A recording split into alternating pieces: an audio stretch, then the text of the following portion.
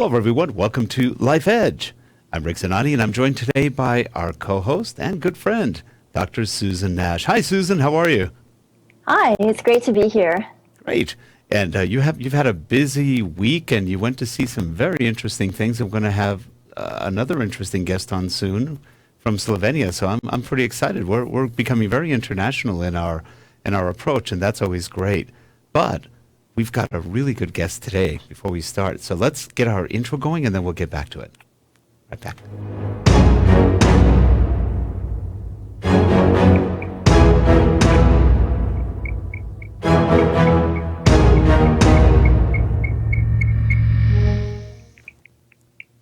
And we are back. Susan, we have a great guest today. Would you like to introduce her? Yes, I'm really thrilled to have the chance to introduce Eva Peza. And she is a geologist who has been working in a number of different areas. What fascinates me most about what she's doing is she's managed to bridge the worlds between geology, geophysics, modeling, big data, geochemistry, and bring it all together to solve some real-world problems. And I think what I really like about what she's doing is I think she's tackling an area where I think we've outgrown science or the scientific method, and I think that it's calling for sort of more radical and paradigm-breaking approaches, and that's what Eva's doing. So I'm really glad that she's here. Hi, Eva. How are you? I'm good, thank you. How are you? We're doing great, and we're glad you could make it today. And you have an interesting background. You're a geologist, and you've got years of experience in that. What got you into geology? Well, my father was a geologist, so the geology kind of came to me very early because I was always surrounded by rocks and fossils. So that is how I fell in love with geology. You know, that's very interesting, and I have to do my rock joke today because we were joking about this earlier. Now, Susan's father was a geologist. Her husband's a geologist. Her brother's a geologist. Your father's a geologist. Let me guess, you all live in a quarry. I'm sorry, I just couldn't resist. But it's very fascinating because usually you hear about firemen all being firemen. This is generational. And I'm sensing that and I've had friends who were geologists before who also came from a line of geologists. This is really interesting. Well, there's got to be a study on that somewhere. Why do geologists become geologists? So you were brought up literally in the world of geology. Yes. And I used to go, my first field trip was when I was 3 months old. And it stuck with you. Where did you go? In the Albanian Alps. Oh, that's beautiful. So you probably don't remember that, but it imprinted on you. Not at all. But my parents tell me stories about that time. Oh, that's wonderful. But you know what? I remember when I was growing up, when I was a little girl, we went to the Rocky Mountains. My dad was working in uranium at that point, too. And also he was in mining, as well as oil and gas. And I remember going and seeing, what I remember most of all are beautiful rushing springs and then stopping at outcrops. And my dad would have the rock hammer and chip off rocks and I'd look at it. You must have had similar experiences. Yeah. These are very interesting experiences. I remember actually when I was little going to my father's office. He had a big office and he had so many fossils in his office, arranged in drawers, and also all the fossils, they had their family name, species name, very well organized, and it was just fascinating for me to open the drawers and to see the fossils. Well, geology in a lot of ways is literally like, how would I put it? It's a mystery game. It's almost a mystery. You can find so much in the different layers of the ground, of the different kinds of things, whether it's fossils or other things, and they tell you so much about us, whether from the people point of view when you mix it with anthropology and other things. But it is fascinating, and what we've discovered from geology and the energies that we use, the fossil fuels, everything else, I just find it fascinating too, how far we've come by learning what's in the ground and what's around us with the rocks and everything else. What, That's as you got older, what made you decide that was the career you wanted, and specifically the direction you took in that career? Because you've also gotten into computers and analytics and data to analyze and also model the geological world, if you will. So when I was in France, in Grenoble, I was going through my first master, and I kind of thought, okay, I would like to do something which has more practical sense, because I was doing research. I was working in the sedimentology, and I was doing data integration. Actually, that is where the data integration started to, I started to think about it, because my first master project was with all different types of data integrated. And it was actually a study about in the French Alps. And after that, I was thinking about how to use the geology in a practical sense to do something good with the geology, not just only research. And that is where I thought it would be good to go and study for oil and gas, since the geology is so helpful and so used for oil and gas. Oh, that's interesting. I didn't. So, did you practice geology in Albania? I did. I worked for 2 years as a sedimentologist, paleontologist. Mm-hmm. Oh, interesting. So, is there much oil and gas production in Albania? I know I should know this, but I don't. There is a lot of oil and gas in Albania, and actually, in Albania, the second largest oil field is situated in Albania. Oh, wow. That's excellent. The second European largest oil field. Is it a carbonate, or I guess it's probably, it must be sandstone if you're a sedimentologist. Actually, it is a carbonate. Oh, wow. Wow. That's cool. Yeah, the carbonates are really good in Albania. There are sandstones as well. They have oil and gas, but the carbonates are better because it seems like oil from the carbonate is cleaner. Oh, that's interesting. Well, that would make sense with not necessarily so much sand and sulfur, and it could be. Well, so when you were studying, were there many women studying geology with you in Albania? Not many. Probably we were like we were like 7 or 8 girls in our class, and we probably had like let's say probably 100 people. Mm-hmm. So, and it was not a school that girls would go to.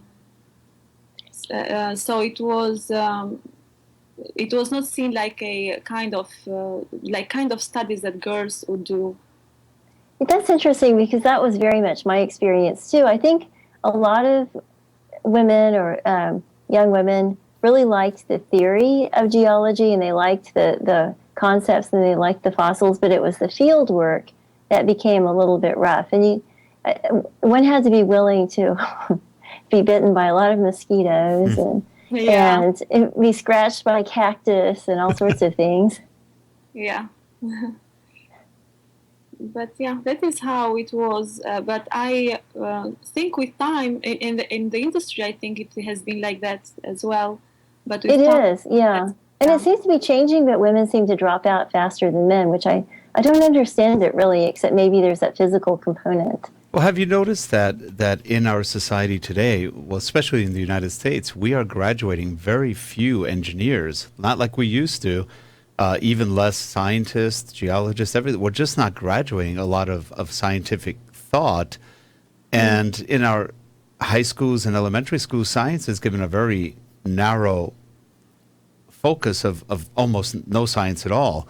So as a result, we're not, it's funny, we're a very technological society as users, but we're not technological as creators anymore.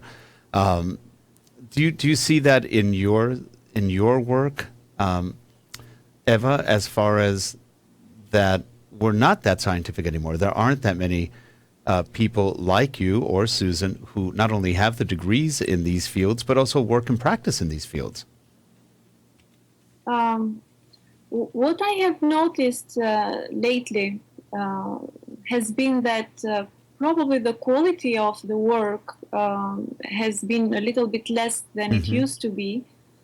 And it could be because the motivation of people is not there. It could be because the industry of all these changes in the industry, that can be a reason as well. And another thing I noticed is that here in the US there are a lot of opportunities, and but probably sometimes people don't realize the presence of these opportunities. Right. I think that that's a good point. And I also think that during the early 2000s, I saw very few people studying petroleum geology at the master's level who were from the U.S. And then that changed because it was perceived that there were no jobs. And then with the shale revolution, et cetera, then there was like a massive influx. But there was not that much to build on, even though there are the STEM schools and the systems and all these different ways to try to encourage people to study. I just don't know why it's not connecting. And that's just a big question that I have. It is interesting, and the motivation, the books people read, it's not the same as it was. In fact, it tends to be currently the millennial generation is not a reading generation for the most part. So that kind of precludes getting into some of the sciences and stuff, because you really have to read to a certain point. And there's a certain amount of memorization you need to have also. I remember I was a chemical engineering major, and you had to study and you had to memorize a lot of things, from your periodic table of elements to all of a lot of physics formulas and everything else. It was a lot of work. And the other thing, and I think this goes to what Eva said, is the concept of rigor. In engineering, rigor was the first thing we learned. You had to have rigor. You had to have a sense of discipline and focus on what you were doing, maintain good numbers. If you're doing research, you had to maintain the accurate data as you're doing research. And mind you, when I went to school, we barely had computers. I mean, literally, we didn't. So if you don't teach rigor and you don't teach the discipline of rigor and an analysis, or if people perceive that as something difficult, they don't want to get into it. Yes, I have noticed that.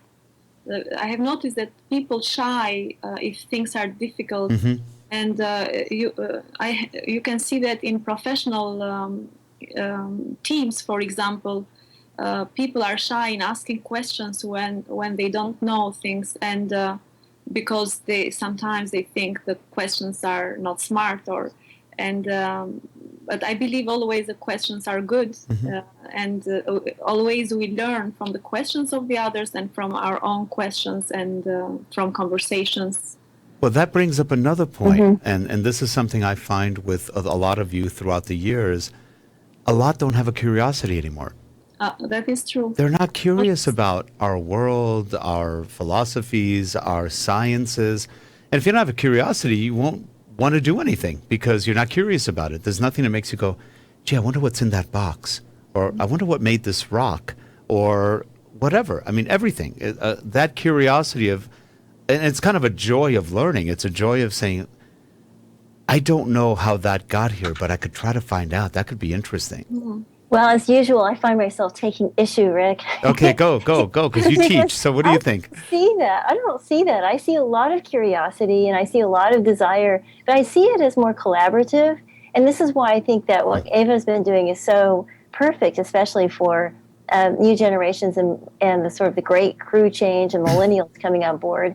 I mean, I kind of see that in the past, it was a little bit more, okay, let's follow the recipe. This is what we do. But now it's like, okay, we've got some problems. We don't really know exactly what we have, but we've got to figure out how to make it work. We've got to just do it, like horizontal drilling, finding out where the fracturing is going, induced fractures, and natural fractures, how they're interfering. And so we know, and one person doesn't have it all.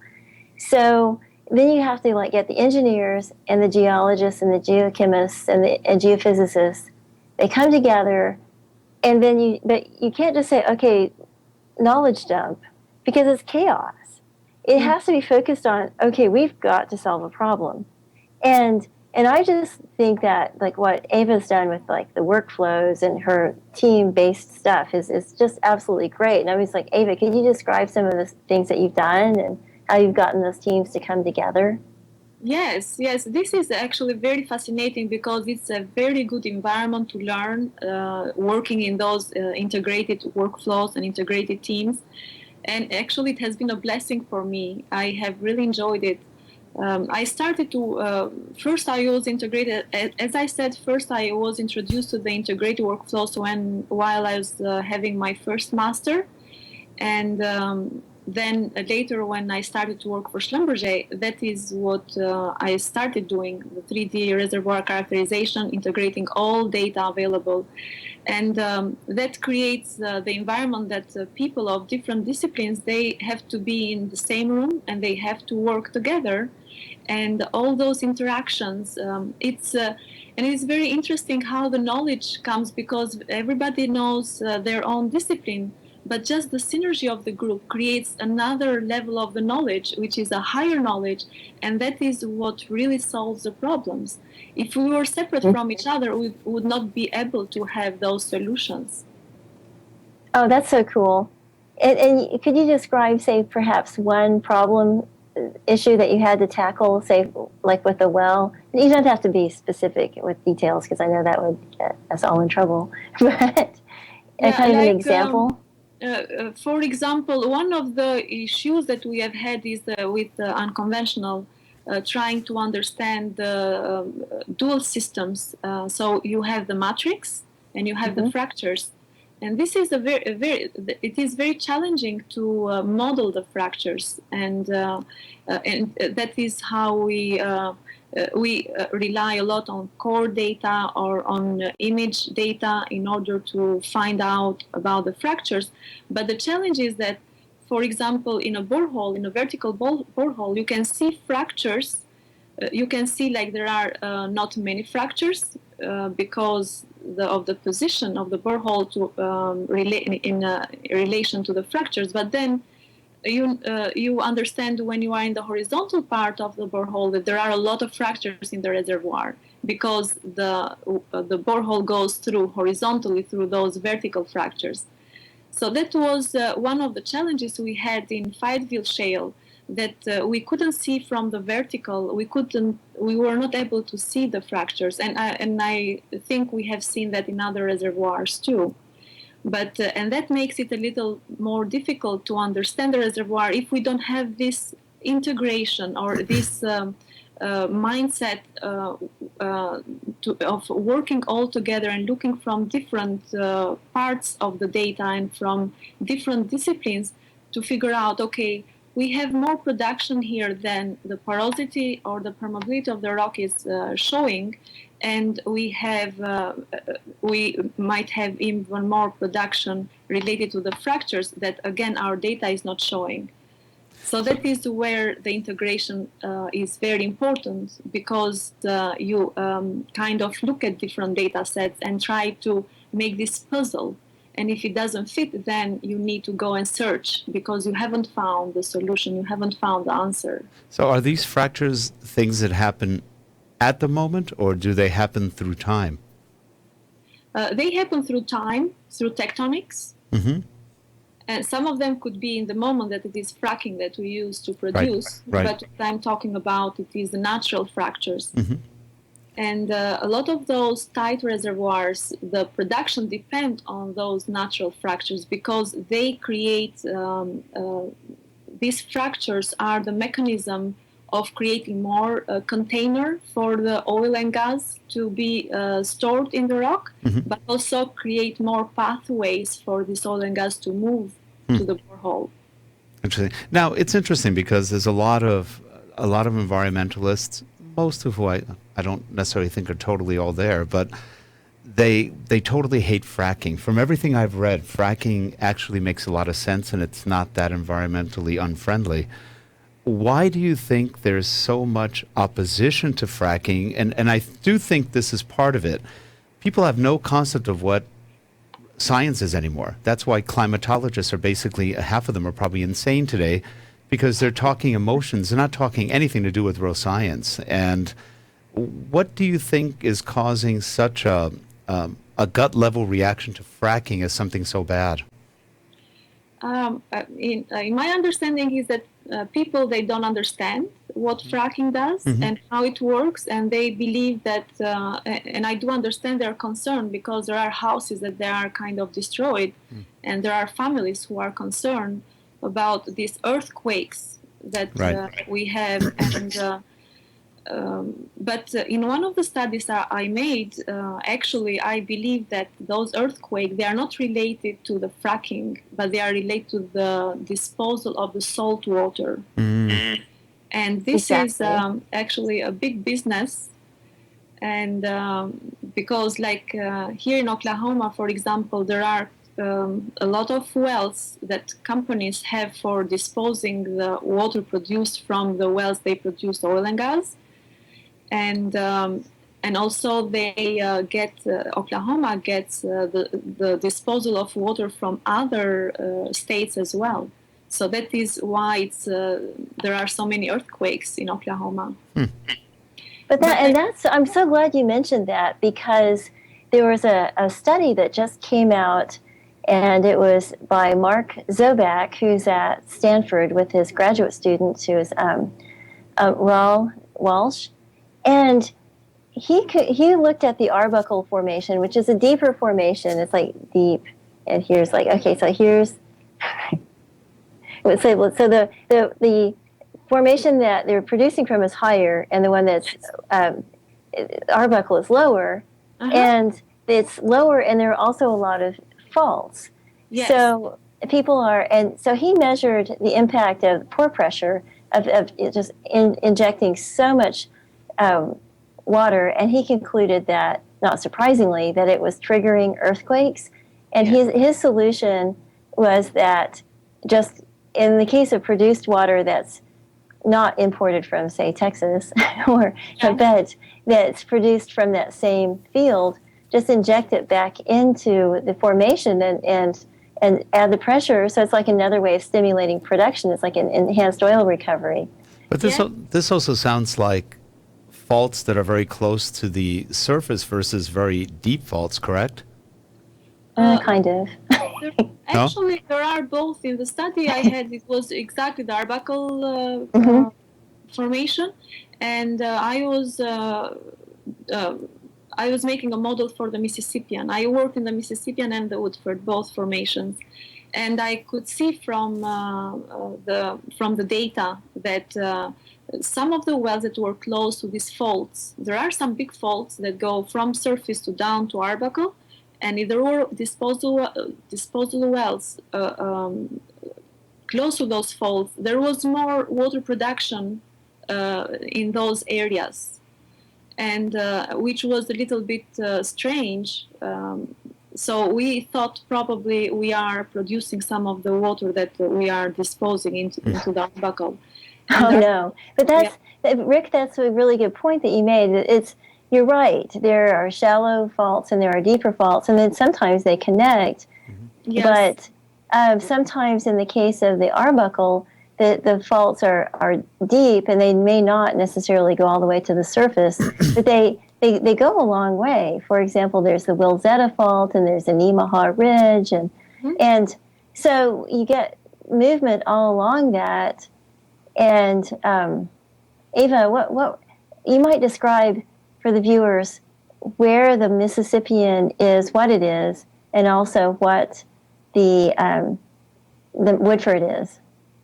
Yeah, Mississippian is a tight carbonate reservoir, and it is like the part I was studying is Cherokee, in the Cherokee platform north of Oklahoma, and the Woodford is unconventional, the shale, which is beneath the Mississippian, and those two are both good reservoirs, and also the Woodford is the source rock as well for some parts. Sometimes the oil in Mississippian doesn't come from Woodford, but in general, Woodford is considered source rock and also a reservoir. And I think that people sometimes don't realize that, for example, the Mississippian, it's this big, massive limestone that seems at first to be uniform and homogeneous, but it isn't. But what it is, Yeah. and it has differential concentrations of oil. So you could, in some cases, you could produce 100 barrels of oil and get, or 100 barrels of fluid, and it's just like 2% oil. Mm-hmm. And then you produce, if you've got a horizontal well, chances are you're producing 1,000 barrels a day of fluid. Well, if you have 1,000 wells, that adds up. Yeah. Mississippian is very unpredicting. Yeah. Because there is a lot of tectonics. It's not only the sedimentology that it is kind of unpredictable, but also the tectonics has made it even more difficult to understand. Now, would you say for somebody getting into geology today, or petroleum engineering, or different kinds of engineering, that the future, at least in some areas, would be more the fracking technology, or would you say a lot of the deep well is still going to be viable? From what I've been reading, the supply isn't as limited as they thought originally, and it may even be perpetual. And maybe parts of the Earth's core itself or something are regenerating itself. So that I've been reading a lot of different things about that. So what do you see the future as for people getting into this field? Well, it has been for so long we have believed or thought that oil and gas reserves are running out. We are running of oil and gas. And then there are new reserves coming up because there are reserves, but the technology makes them producible. Mm-hmm. This is one of the issues. And also the other issue is the profitability. So accessibility and profitability, both of them, both those things are related to the technology. The more we advance the technology, the more we can tap into resources that we haven't yet. That is what I believe. And I don't think the oil and gas is going to go away soon. We still should be looking for other ways of finding energy or harnessing energy because that is, we are given, as humans, we are given a lot of resources, so we should do our research to be able to harness anything that it is helpful to us without hurting. Here's a thought, too. A lot of the old fields, the mature fields, are still producing, and you think, wow, they should be depleted by now. But in fact, only 20%, sometimes 30 or 40% ever produced. And if it's 40%, that's a lot. So that means there's 60% left behind.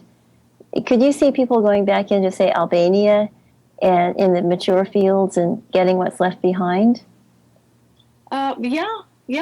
This is, and there are a lot of companies actually who do that in Albania or in Europe or even here in US, that they go back and work on old wells that have been producing for forever, applying new technology there, and then the production gets better. Or there are a lot of fields that, because of the knowledge, they are not explored or they are not worked well, and probably are damaged. And so again, there are companies who go back by those fields, and then they use different techniques, different technologies to remedy the field, and that way to set up the production from the wells. What do you think was one of the top things in your life that gave you an edge? An edge in terms of your career, the opportunities you've had. What made you special? I'm not special in any way, but I think what really I have that made my work special was when I joined Schlumberger.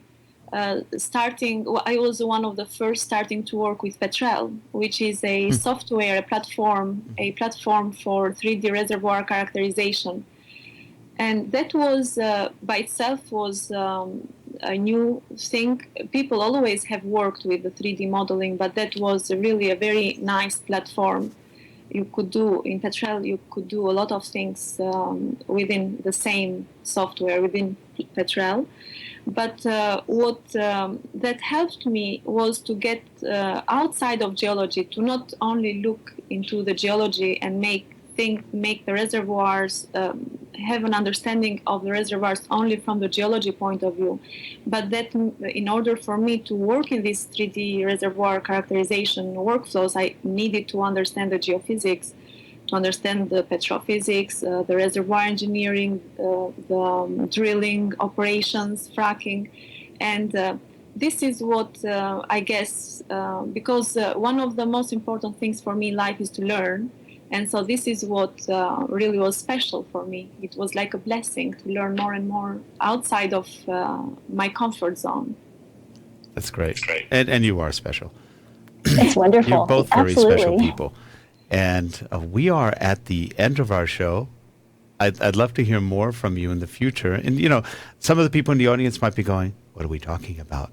But it's actually very fascinating. And it's, you know, we should know more about a lot of different subjects. And you're also going for your doctorate right now, correct? Yes. And I believe I have finished the coursework.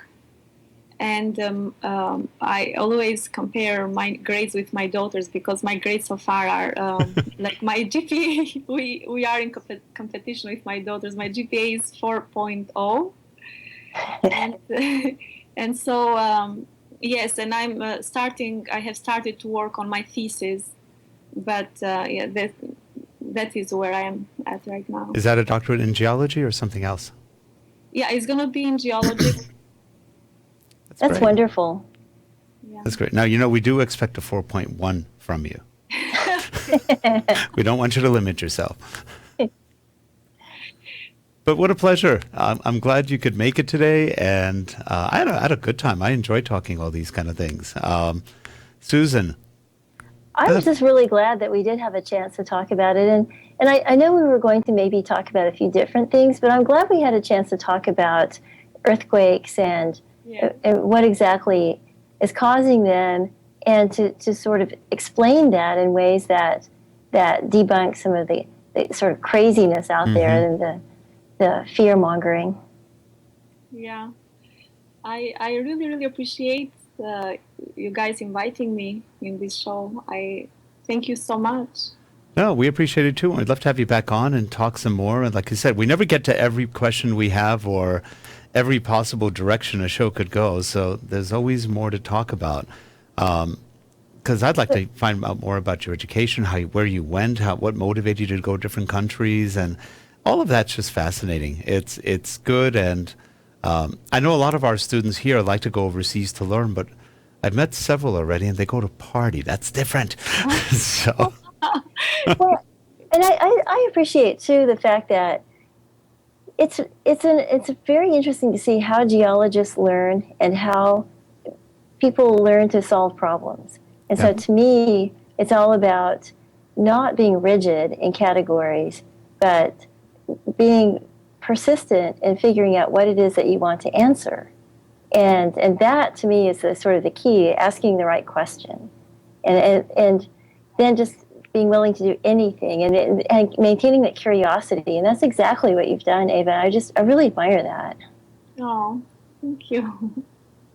But you know, that's something we should all do. To the day we die, we should be curious, because you've got a great adventure the day you die. So that you got to have a little curiosity.